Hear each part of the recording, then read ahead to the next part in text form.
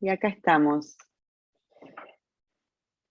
Bueno, un poquito quería contarles que como creo que todos comenzamos con la práctica de mindfulness, o en mi caso comencé con la práctica meditativa en el año 2006-2007, pero la meditación trascendental, y noté los beneficios de tener una mente más regulada, más atenta sobre mi salud, sobre todo en una etapa donde, transitando por una situación de dificultad de salud de uno de mis hijos, necesitaba anclar mi mente y poder regular mis estados emocionales y poder llevar adelante la familia, el trabajo y un montón de cosas. Pero como científica me generaba inquietud y curiosidad si había alguna práctica o si estas prácticas tenían fundamento científico. Y en el camino me empecé a encontrar con la práctica de la atención plena y empecé a tomar formaciones con los programas de MBCR, del doctor Jon Kabat-Zinn, y ya empecé a curiosear sobre las evidencias científicas que había sobre esto. Y después continué formándome porque, como nos pasa a muchos, consideramos que esto es un recurso muy valioso y que tiene mucho valor transmitirlo a las personas porque tocan numerosos palos la práctica esta, desde la salud, como comenzó en su momento, y que después se fue expandiendo hacia la educación, la empresa, el deporte. Y bueno, en esa curiosidad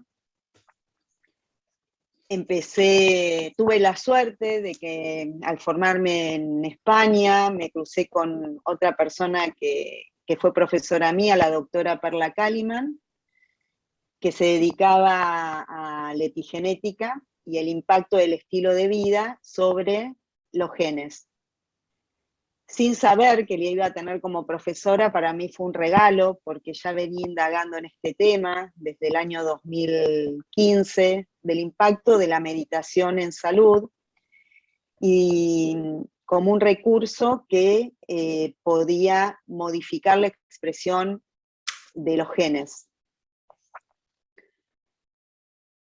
Entonces, no sé qué toqué, me fue para un lado, no sé, ahí está, estoy tocando algo con el control que no, a ver qué hice. Quería avanzar con la, a ver, qué toqué, ahí está. Ahí estamos, ¿se ve ahí? Sí. Ok.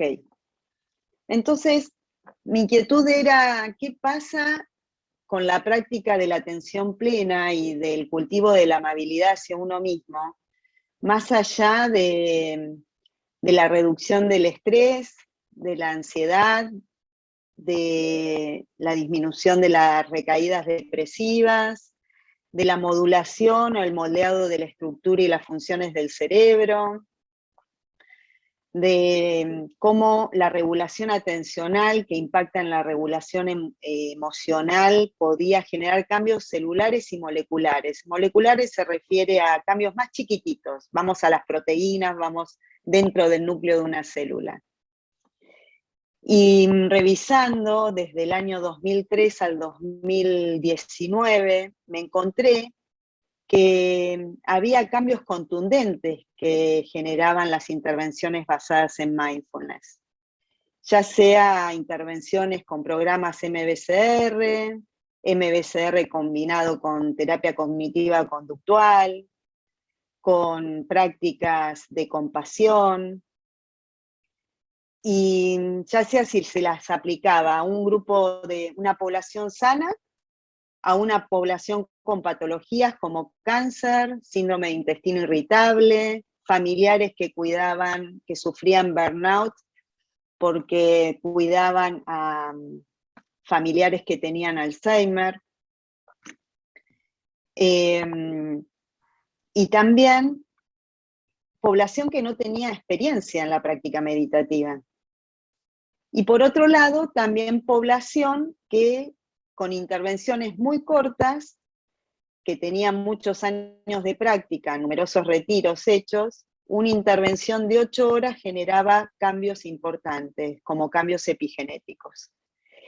Y lo que descubrí en síntesis fue esto, y que no es poco importante, fue algo que me pareció muy interesante.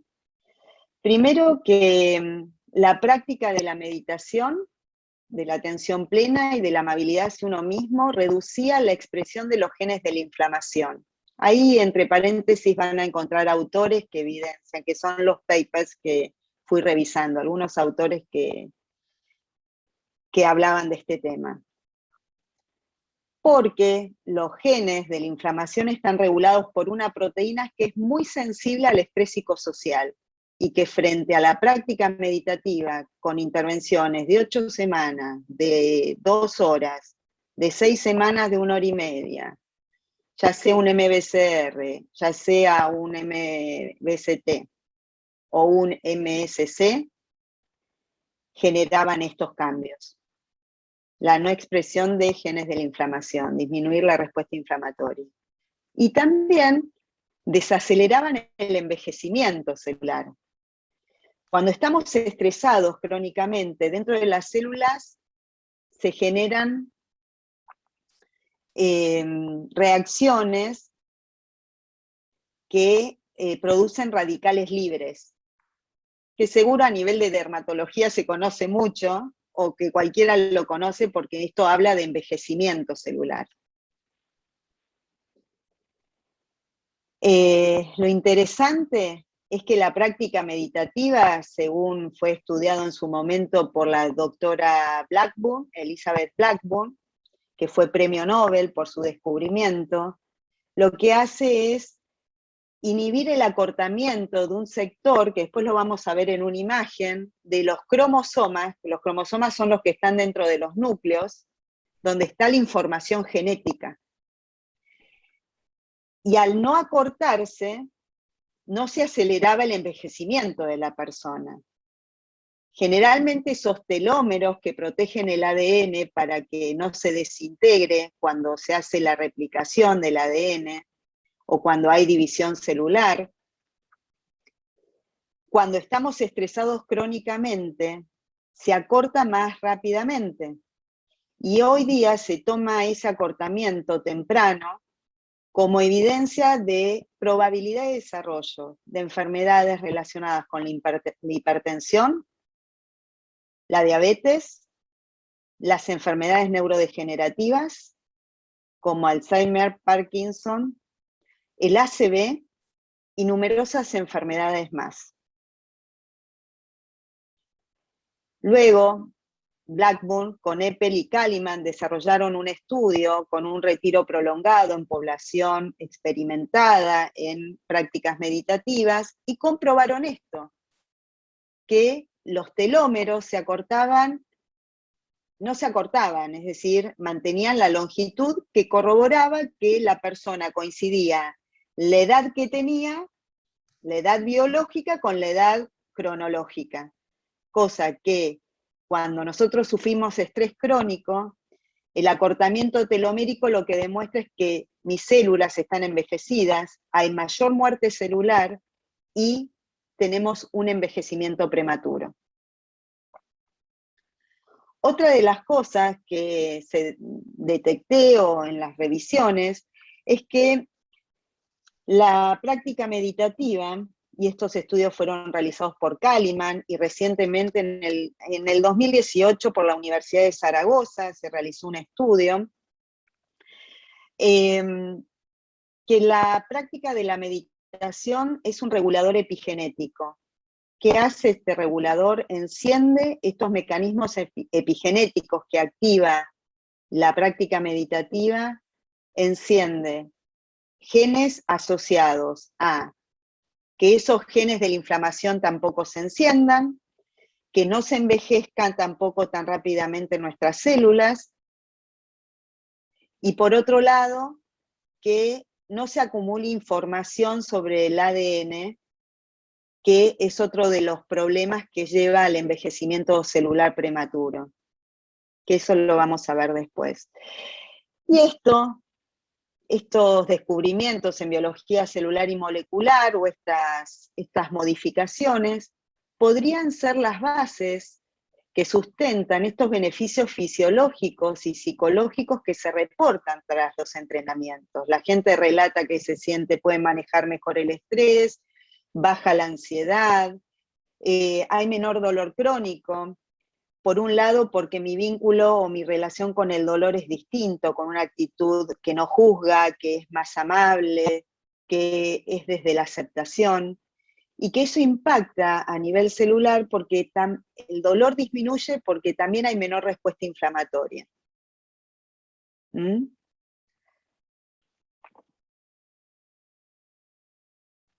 Jorge, una cosita, en la sala de espera hay 2 personas, si querés habilitarlas, si no, no sé. Porque acá me sale. Ah, las tengo que habilitar yo, ¿no? Y porque no me permitió hacer co-host. No, no, sos vos la host. Ok, ¿querés Gracias. que vaya o Sí, sí, la sí. habilito? ¿Podés? Sí, A sí. ver, pero tengo que salir de acá, ¿no? No, Tengo no, que dejar de... no, no, no necesitas salir. Te aparece Ah, como, no, como una ventana arriba. espera. Si podés, Sí, si no, pero no puedo no puedo, porque a ver, la flechita se me, a ver, no hay ahí. problema, no hay problema. Si no, bueno. En participantes, acá, Sí, ahí, entro, ahí, yo para no dejar a nadie afuera. sí, sí. Lo que pasa, admitir, no, Admitir, exactamente. Admitir todos te va a aparecer arriba. 3 personas, espera. Sí, Espera que acá quiero cancelar. La dificultad que tengo es que no veo la flechita cuando quiero claro, admitir a todos. claro. Perdón, ¿eh? Ahora seguimos. ¿Listo? ¿Están admitidos? Perfecto. Yo supongo que ¿Me sí. puedo ir de acá? Sí, sí, claro. Igual está, la presentación está en pantalla, ¿eh? Sí, sí, sí. No, pero quiero salir y borrar esto porque me interrumpe. Ok. No. Como que veo la flechita como una sombra. Ajá. Bueno. ¿No te pudo dejar como coanfitrión para manejar esto? Bueno, no importa, no importa. La Voy opción. a ver cómo puedo salir. No veo. Y se van sumando cada vez más. No, si no, Bueno, no importa. si Si no, yo ven la tomo pantalla control y ustedes, lo eso es hago. lo más importante. Claro. Bueno, ya se conocía en culturas ancestrales, y esto ya entrando en el tema de la epigenética, que las experiencias de vida, las situaciones traumáticas y el estilo de vida impactaban sobre la salud física y mental. Hipócrates en el siglo 1 o 2 antes de Cristo, médico griego como Patanjali en el siglo 2 o 3 antes de Cristo, hacía mucho hincapié en que una buena salud dependía del entorno social, de la dieta, de la actividad física y de la actividad de la mente. Hoy día hay gran evidencia científica en que la mayoría de las enfermedades crónicas se inician o se agravan producto de la interacción de nuestro estilo de vida, y incluye a eso todas las experiencias que hemos tenido a lo largo de nuestra vida con nuestra información genética que heredamos de nuestros padres. Por lo tanto, lo interesante que tiene esto, que durante muchos años se habló que éramos víctimas de nuestra genética, no es así. Nuestra información genética que heredamos de nuestros padres no es nuestro destino biológico. Así que esto es interesante como para poder comprender que las enfermedades, por un lado, dependen no solamente de las variantes de un gen, sino de un conjunto de genes, y que de acuerdo a lo que recibamos en el sorteo, si recibimos una combinación génica o de polimorfismos genéticos favorables, podemos tener la posibilidad de una mejor salud, pero también va a depender de los factores ambientales y de las experiencias de vida y de cómo manejamos nuestro estrés para determinar finalmente si una enfermedad se puede desarrollar o no. O si puede mi estado de salud desmejorar producto de ese estilo de vida no tan favorable. Permiso, voy a tratar de eliminar esto de acá de la pantalla. Aunque corra, estoy en la presentación y no puedo. Bueno, no lo puedo sacar. No importa. Seguimos.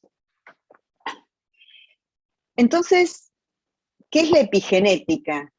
¿De qué se trata? La ciencia de la epigenética es la que estudia los cambios o mecanismos biológicos o bioquímicos que encienden o apagan genes. Esos cambios que generan son cambios dinámicos. Son heredables y potencialmente reversibles. Y esto es importante aclararlo, que aunque esos cambios se acumularon sobre nuestro ADN durante un largo tiempo, si yo cambio mis hábitos, mi estilo de vida, si manejo saludablemente el estrés o tengo estrategias para manejar el estrés o gestionar las emociones disruptivas como el miedo, la ansiedad, la ira, si regulo la atención y eso mejora mi capacidad de conciencia sobre lo que me está sucediendo, puedo revertir esos cambios epigenéticos. Y esos cambios epigenéticos consisten en que ciertas combinaciones químicas se van a depositar sobre el ADN, simplemente, pero no cambian la secuencia de la información genética que heredamos de nuestros padres, como lo puede hacer un proceso genómico como una mutación o una translocación. Eso puede revertirse. Hoy día también se estudian las terapias génicas que revierten cambios genómicos, pero eso es otro tema a tratar. Nosotros acá la intención era referirme a cómo la práctica meditativa podía revertir estos cambios epigenéticos. Y lo interesante que la analogía de la epigenética sería esto. El genoma sería el disco duro de una computadora y el epigenoma sería los programas que yo meto dentro de esa computadora, los sistemas operativos, para entenderlo más fácilmente de qué se trata la epigenética. Estos cambios ocurren a lo largo de nuestra vida, ¿no? Producto de la interacción entre las situaciones traumáticas,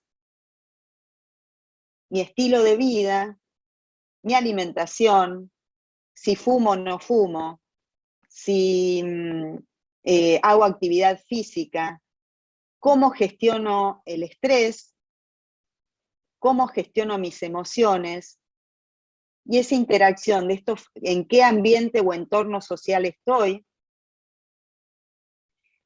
si estoy expuesto a virus o no. Una de las experiencias que podemos hablar es cómo esto de vivir en pandemia, amenazados, puede generar ciertos cambios si no tenemos estrategias para manejo de esta incertidumbre que transitamos, o inclusive la realidad de estar expuesto a un virus, ¿no? Lo interesante es que esto puede revertirse. Antes ni se imaginaba, unos cuantos años atrás, que las experiencias de vida o traumas previo a concebir un hijo podían impactar en la descendencia. Hoy día se sabía que había un tipo de memoria celular, pero no se podía explicar biológicamente. Hoy día se conoce que si los padres sufren estrés, ya sea porque han pasado una situación adversa, porque no tienen los recursos, por cualquier circunstancia o porque están expuestos a un ambiente adverso, pueden generar cambios epigenéticos que se van a transmitir al hijo que están concibiendo y a los nietos, y pueden transmitirse aún a más generaciones. Pero lo importante es que si yo tomo conciencia de que esto está ocurriendo, puedo revertir esos cambios. Un ejemplo para darles, con un estudio que se hizo en ratones, se colocó en una jaula una ratona que no era muy amante de cuidar a su cría, no había experimentado ser cuidada cuando evidentemente había nacido. Y cuando tuvo a su cría fue detectado, se hicieron estudios biológicos para determinar el grado de ansiedad, es decir, tenía conducta ansiosa la cría. Los ratoncitos eran muy ansiosos. Lo que se hizo después de las primeras 48 horas tras el nacimiento de esos ratones, se los colocó con una ratona que era muy cuidadora de su cría. La ratona empezó a acicalarlos, a lamerlos, a cuidarlos, y oh casualidad, la cría bajó su ansiedad, y eso se expresó en estudios biológicos de los niveles de cortisol que tenía ese ratón. Y hago referencia a esto porque dentro de las prácticas de mindfulness también tenemos las prácticas de autocompasión y autocuidado, donde activando un tacto calmante, activando el vínculo de apego y con nosotros mismos en momentos donde nos sentimos desbordados, cuando nos sentimos que estamos en peligro, podemos generar calma y activar ciertos sistemas emocionales que pueden autorregularnos.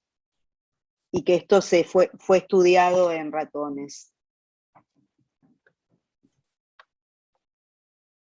Jorge, ¿estás por ahí? Sí.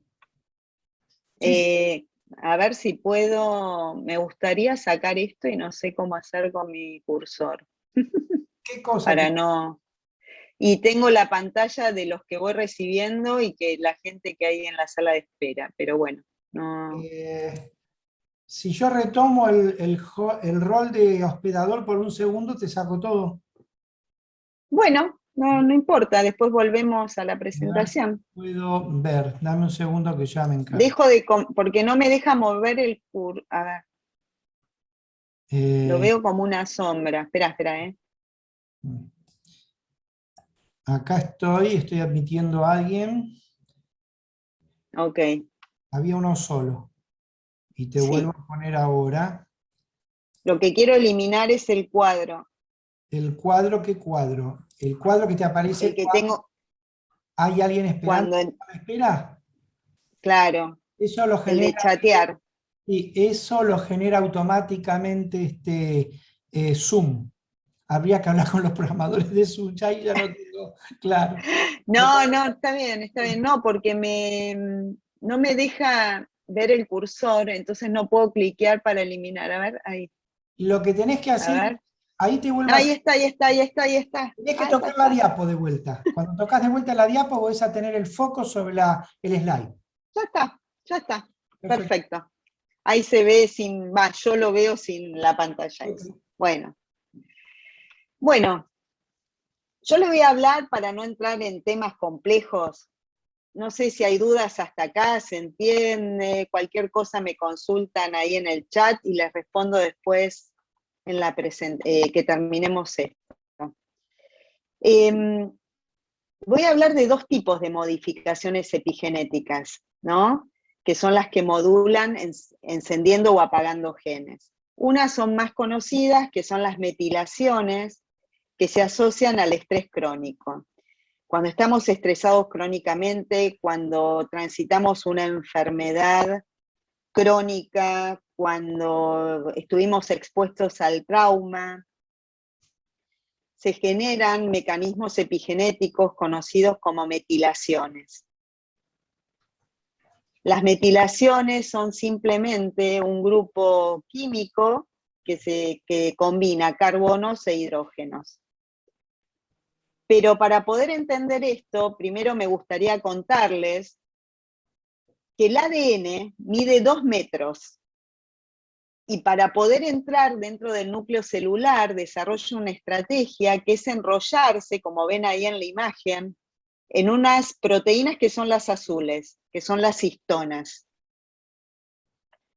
Cuando se enrollan, se puede compactar y pueden entrar en los cromosomas. Dentro de los cromosomas, que son estos, está la cromatina, que es la combinación de histonas con el ADN.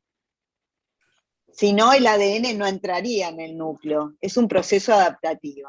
Y esto se los explico para que entiendan cómo actúa un mecanismo epigenético. Acá tienen el cromosoma. Dentro del cromosoma, bueno, ¿se acuerdan que hablamos de los telómeros? Las puntitas serían los telómeros. Son como las puntas de los cordones de las zapatillas, que son de plástico. Bueno, ahí hay como unas puntitas que protegen ese ADN. Acá vieron que se desenrolla la cromatina y después se descompone en ADN y proteínas. ¿Qué hacen los mecanismos epigenéticos? La metilación, que es un grupo de carbono e hidrógeno que tiene carga positiva, se une a un sector del ADN, que lo deben ver por ahí, ese sector. A ver si puedo correr esto. No.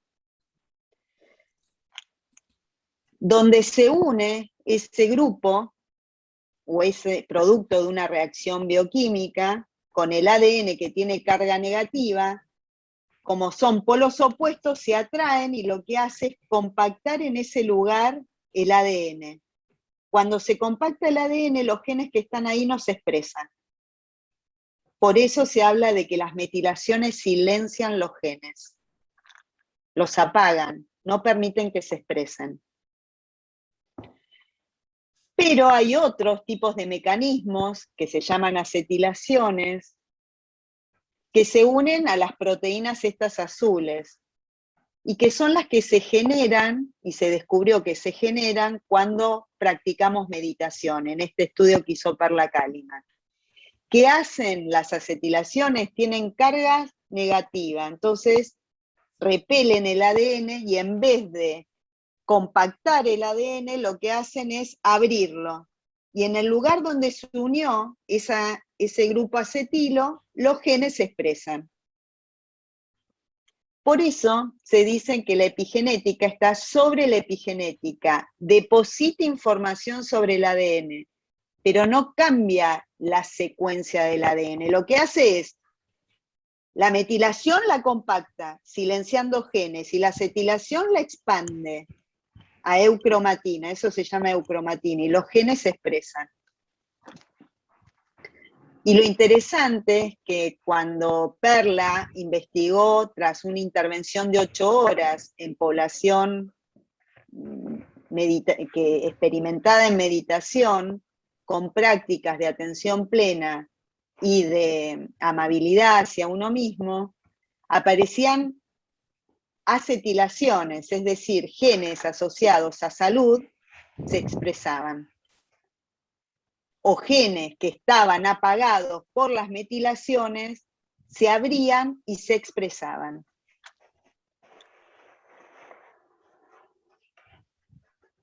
Pero fuera de esta complicación bioquímica que no tiene sentido entrar en detalle,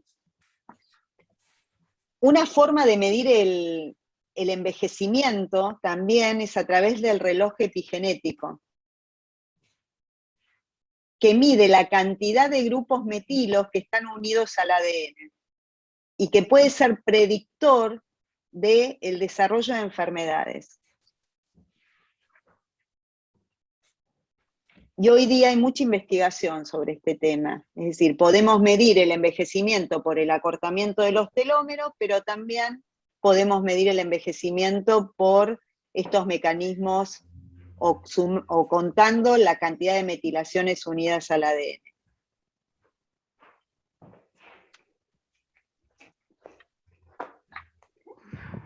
Pero vamos a volver a practicar, porque en realidad lo que uno se lleva es la experiencia, ¿no?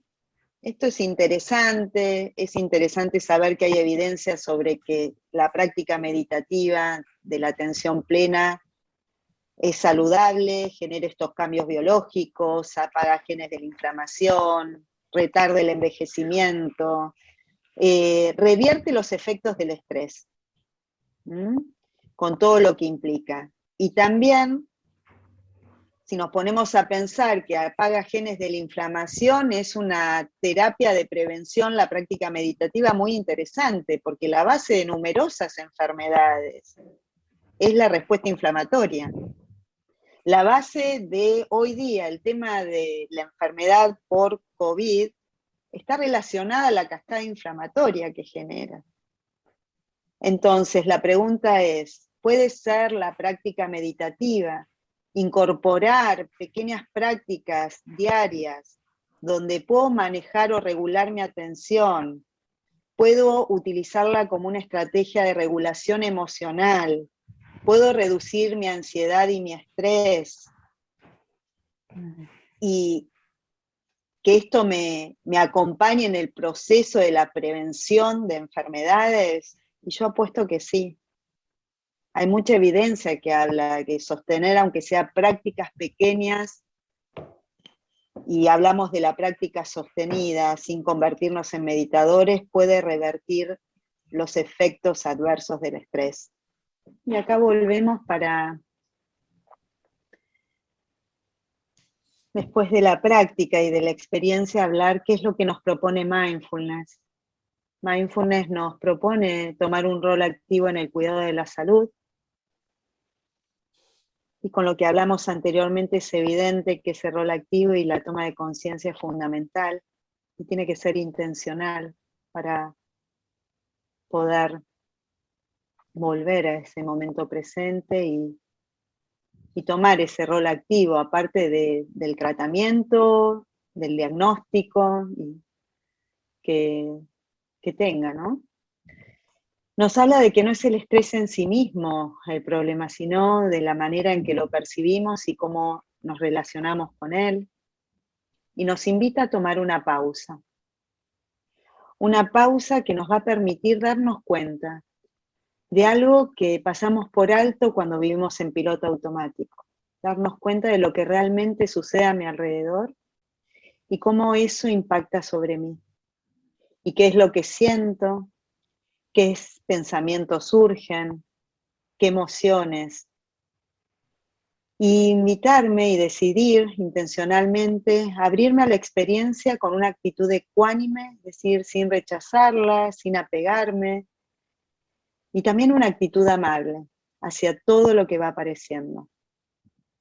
También me invita a indagar y descubrir, y sobre todo poner en palabras qué es lo que me está sucediendo sin juzgarme, sin juzgar la experiencia, y aceptando lo que sucede en este momento, reconociendo que es impermanente. La aceptación es en el momento presente y no tiene nada que ver con resignarme. También la autocompasión nos invita a ser más amables con nosotros mismos en vez de tan autocríticos y tan autoexigentes, sobre todo en aquellos momentos que nos sentimos frustrados, que nos sentimos que estamos perdidos, que las cosas no salieron como yo esperaba, que me siento inadecuado.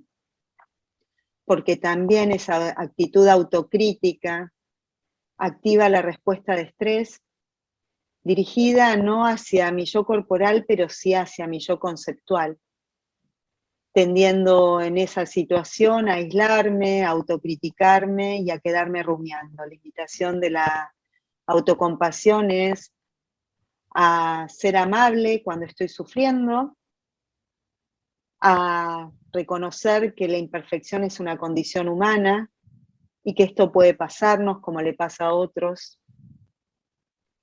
Y reconocer también que no estamos solos, que somos parte de una humanidad compartida, que está transitando lo mismo, y creo que la experiencia de estos últimos año y medio fue más que evidente para darnos cuenta de que no estamos solos, que nos tocó a todos.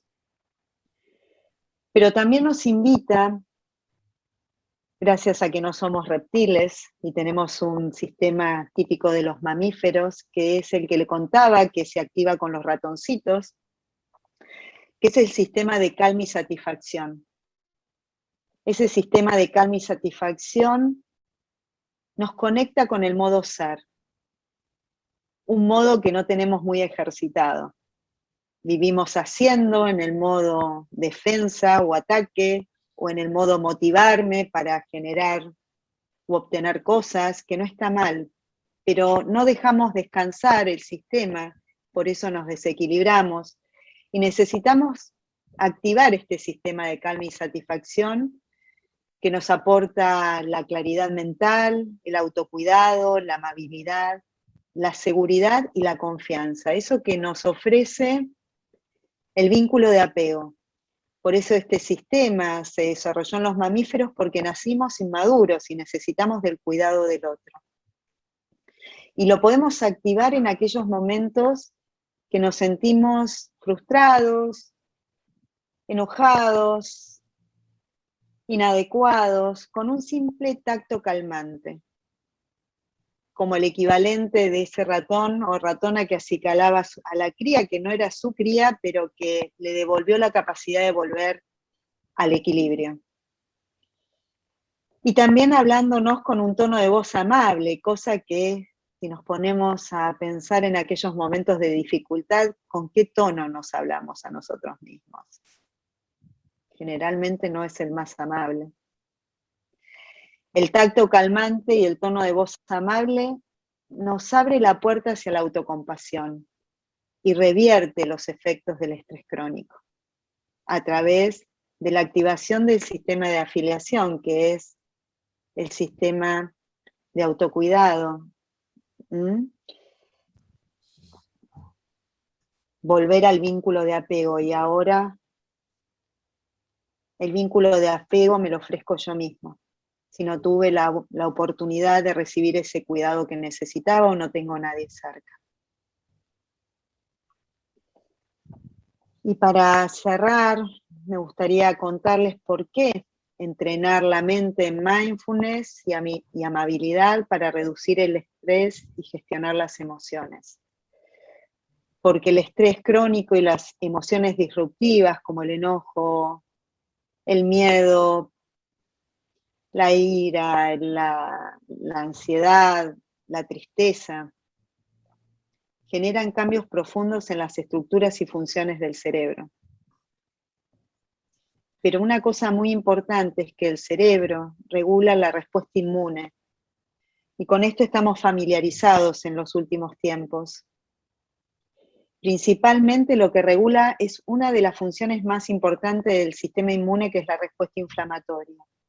En aquellos lugares que son las barreras que nos protegen de virus, bacterias, como son la piel, el intestino, el sistema urogenital, el sistema respiratorio y también la barrera hematoencefálica, que es muy resistente, pero cuando estamos excesivamente estresados, cuando el estrés es crónico, las proteínas inflamatorias atraviesan hasta la barrera hematoencefálica, generando una inflamación en el cerebro que hoy día se asocia a mantener los cuadros ansiosos, al desarrollo de la depresión y al desarrollo de enfermedades a largo plazo neurodegenerativas, como Parkinson y Alzheimer. Y por otro lado, deja marcas en el ADN que son profundas, sí, reversibles, si somos conscientes que tenemos que tomar un rol activo en el cuidado de nuestra salud, pero encienden y apagan genes.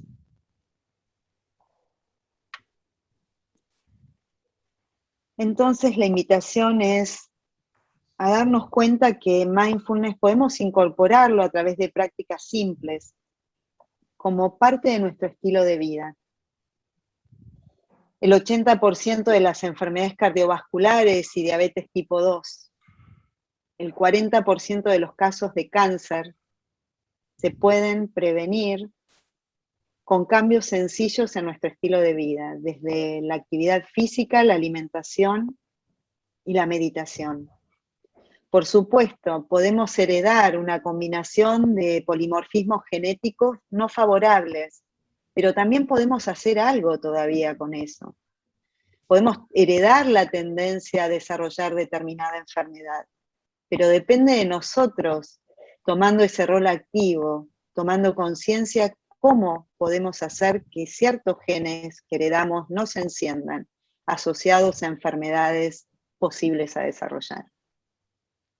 Por otro lado, el 78% de la población mayor de 55 años tiene problemas de salud crónicos, ya sean metabólicos, cardiovasculares, enfermedades asociadas a la respuesta inflamatoria, que dependen mucho de nuestro estilo de vida. Volvemos a lo mismo, del rol activo que tomemos en nuestro autocuidado.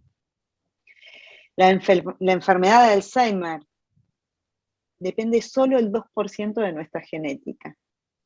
Influye muchísimo la epigenética, nuestro estilo de vida, cómo manejamos nuestro estrés, cómo manejamos las emociones, y también las experiencias de vida, que no significa que voy a ser víctima de esas experiencias que tuve. Puedo tomar un rol activo y generar cambios.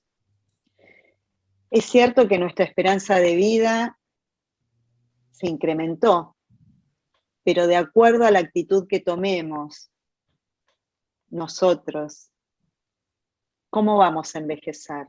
¿De una manera dependiente, semidependiente o totalmente independiente, de acuerdo a la conciencia que tome de mi propio autocuidado? Por eso la propuesta es, quiero mover acá, perdón,